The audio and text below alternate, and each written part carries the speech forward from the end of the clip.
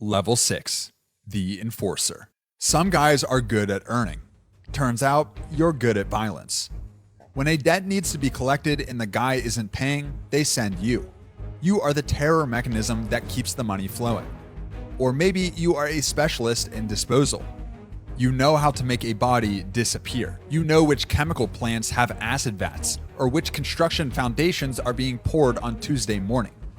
You are feared by everyone, even the guys in your own crew. But this is a lonely spot.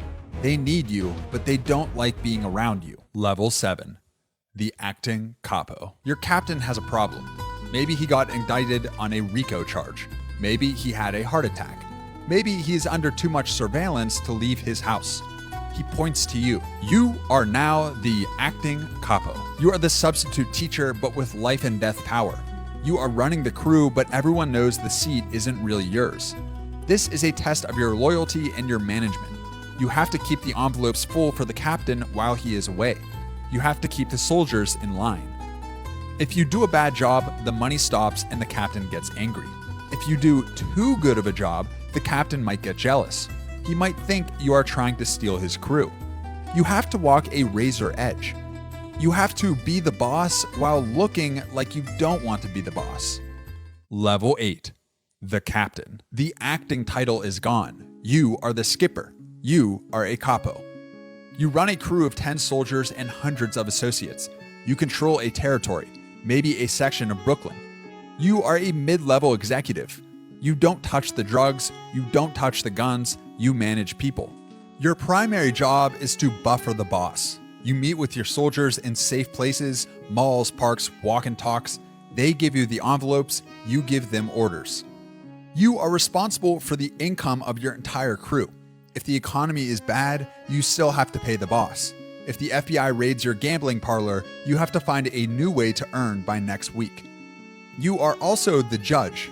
When two soldiers have a beef over money, they come to you. You settle it. Your word is law within the crew. But you have a quota. You have to deliver a fat package to the boss every week. If you stop earning, you are replaced. And in this business, replaced means executed. Level 9. The messenger. This is a niche position, but a powerful one. You are the diplomat. The families need to talk to each other, but the bosses can't meet. It's too risky. The FBI is watching every handshake. So they send you.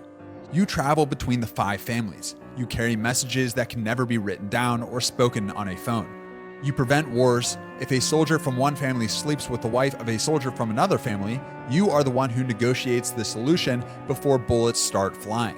You need to be charming, calm, and incredibly careful. Level 10. The consigliere. You are now the third man in the big room. You are the counselor. You generally don't have a crew. You don't have a territory. You have the boss's ear.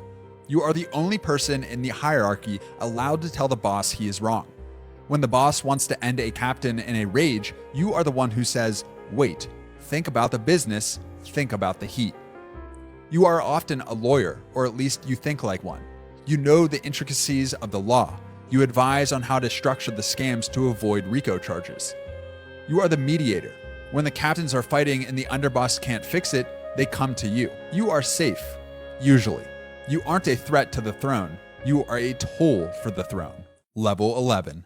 The underboss. You are the VP of operations. You are second in command. The boss is the CEO. He sets the vision. You are like the COO. You make it happen. You handle the day-to-day. All the capos report to you. You collect the master envelopes from all the crews. You settle the disputes that are too big for the captains but too small for the boss.